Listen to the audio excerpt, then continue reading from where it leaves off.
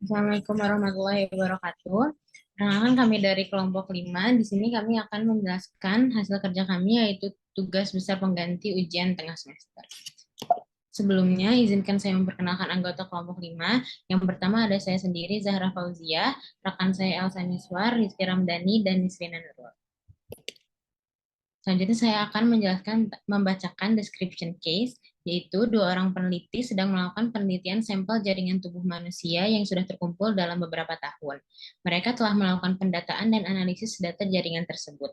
Mereka telah memperoleh PSP dari sampel penelitian lain yang akan segera berakhir. Saat ini akan dilakukan analisis data dari sampel pasien dalam jumlah besar yang akan memakan waktu untuk melakukan PSP. Terdapat juga kemungkinan ada sampel yang tidak bisa dipakai atau drop out karena subjek tidak dapat dihubungi, sudah meninggal dunia, atau tidak merespon maksud peneliti. Risiko drop out ini dapat menurunkan kualitas penelitian. Permohonan uji kelayakan etik, peneliti menekankan bahwa mereka tidak membutuhkan PSP. Pada tugas ini kami akan membahas kasus tersebut dalam berbagai sudut pandang, terutama etika penelitian. Selanjutnya akan dijelaskan oleh rekan saya, Elsa. Nah, dari kasus tersebut, kami akan menganalisis etika dan penelitiannya. Yang pertama, apakah peneliti boleh melakukan analisis data dari sampel pasien tanpa PSP? Jawabannya, peneliti boleh melakukan analisis data dari sampel pasien tanpa PSP dengan beberapa pertimbangan. Yang pertama, penelitian ini menggunakan sampel yang sudah terkumpul dalam beberapa tahun. Hal ini berarti bahwa sampel tersebut telah dikumpulkan sebelumnya, adanya peraturan tentang PSP.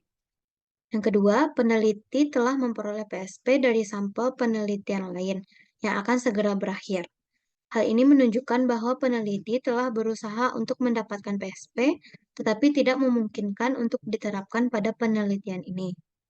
Yang ketiga, risiko dropout sampel pasien relatif rendah. Hal ini dikarenakan sampel pasien telah dikumpulkan dengan prosedur yang ketat dan terdokumentasi dengan baik.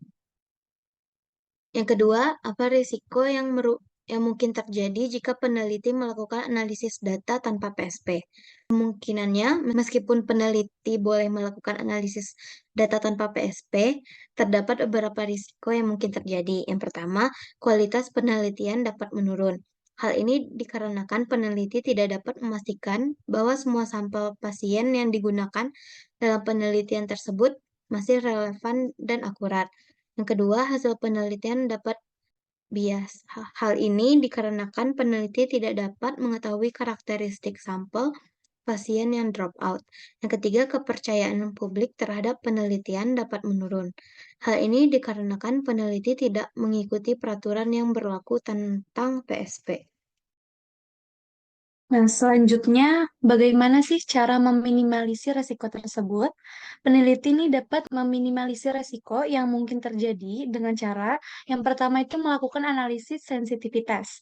Hal ini dilakukan dengan cara membandingkan hasil penelitian dengan dan tanpa sampel pasien yang drop out. Nah, kemudian membuat dokumentasi yang lengkap tentang proses penelitian. Hal ini dilakukan agar peneliti dapat menjelaskan dengan jelas bagaimana sih mereka menangani sampel pasien yang dropout ini. Nah, kemudian yang ketiga, mempublikasikan hasil penelitian secara terbuka. Hal ini dilakukan agar peneliti dapat menerima masukan dari publik tentang kualitas dan validitas penelitian mereka. Nah, kemudian ada etika penelitian dari sudut pandang peneliti dan objek penelitian dalam kasus analisis sampel jaringan tubuh manusia. Nah, yang pertama ini dari sudut pandang etikanya itu kejujuran dan transparansi. Peneliti ini harus jujur dan transparan kepada objek peneliti tentang tujuan penelitian, resiko yang terlibat, dan bagaimana data mereka akan digunakan. Kemudian kepercayaan dan rasa hormatnya. Peneliti ini harus membangun kepercayaan dengan objek penelitian dan memperlakukan mereka dengan hormat. Kemudian ada privasi dan kerahasiaan. Peneliti harus menjaga privasi dan kerahasiaan data objek penelitian. Ada keadilan dan kebaikan. Peneliti ini harus memastikan bahwa penelitian dilakukan secara adil dan bermanfaat bagi objek penelitian. Kemudian ada minimasi resiko. Penelitian harus meminimalisir resiko yang akan terjadi dan mungkin terjadi pada objek penelitian tersebut. Kemudian ada tantangannya. Tantangan peneliti ini kekurangan PSP atau penetapan status penggunaan. Peneliti ini mungkin kesulitan mendapatkan PSP dari subjek penelitian, terutama jika sampel sudah dikumpulkan belum adanya peraturan tentang PSP tersebut. Kemudian ada resiko dropout-nya. Peneliti mungkin menghadapi resiko dropout sampel pasien yang dapat menurunkan kualitas penelitiannya. Terus ada kepercayaan publik. Peneliti mungkin perlu bekerja keras untuk membangun kepercayaan publik terhadap mereka, terutama jika mereka tidak mengikuti peraturan yang berlaku tentang PSP. Nah, yang terakhir ini ada strategi dari sudut pandang penelitinya. Yang pertama ada komunikasi yang efektif. Jadi peneliti ini harus berkomunikasi secara efektif dengan objek penelitian tentang penelitian, termasuk tujuan, resiko, dan manfaatnya. Kemudian ada proses persetujuan yang ketat dan perlindungan data. Perlindungan data ini peneliti harus menerapkan langkah-langkah untuk melindungi privasi dan kerahasiaan data objek penelitian. Kemudian ada analisis sensitivitas. Peneliti dapat melakukan analisis sensitivitas untuk memperkirakan dampak dropout sampel pasien terhadap hasil penelitian tersebut. Dan yang terakhir ada publikasi terbuka. Peneliti ini dapat mempublikasikan hasil penelitian mereka secara terbuka untuk meningkatkan transparansi dan akuntabilitasnya. Nah, di sini saya akan membahas dari sudut pandang objek penelitian. Yang pertama, saya akan membahas hak yang dimiliki oleh objek penelitian itu. Objek penelitian harus mengetahui hak apa yang dimilikinya.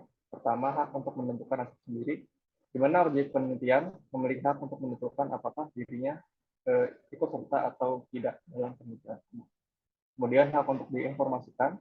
Objek penelitian memiliki hak untuk diinformasikan tentang segala sesuatu yang berkaitan dengan penelitian, termasuk tujuan, resiko, dan manfaatnya. Kemudian yang ketiga adalah hak untuk kerahasiaan, di mana hak untuk kerahasiaan ini objek penelitian memiliki hak untuk menjaga privasi dan kerahasiaan data data. Dan terakhir ada hak untuk perlindungan dari kerugian. Objek penelitian memiliki hak untuk dilindungi dari kerugian yang disebabkan oleh penelitian.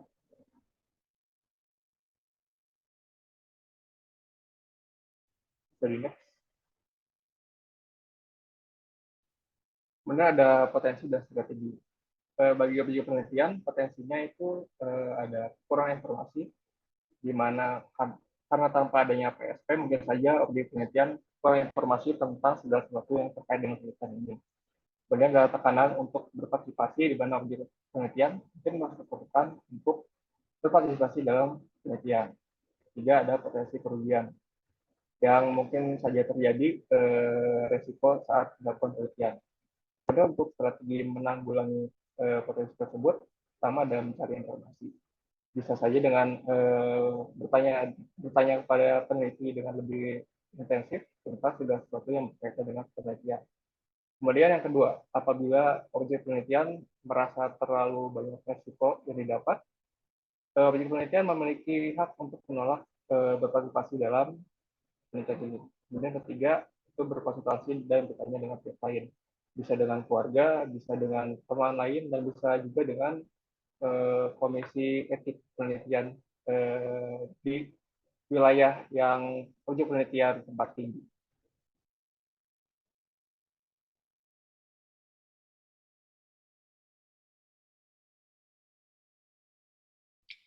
Berdasarkan apa yang sudah dijelaskan, dapat disimpulkan bahwa etika penelitian adalah bagian penting dari penelitian ilmiah, di mana peneliti bertanggung jawab untuk memastikan penelitian dilakukan dengan etis, melalui komunikasi yang baik dan rasa hormat.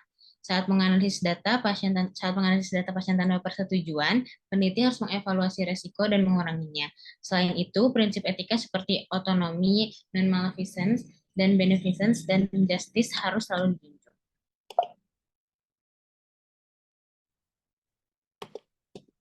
Berikut adalah referensi yang kami pakai untuk mengerjakan tugas besar ini. Sekian yang dapat kami sampaikan. Mohon maaf bila ada kesalahan. Wassalamualaikum warahmatullahi wabarakatuh.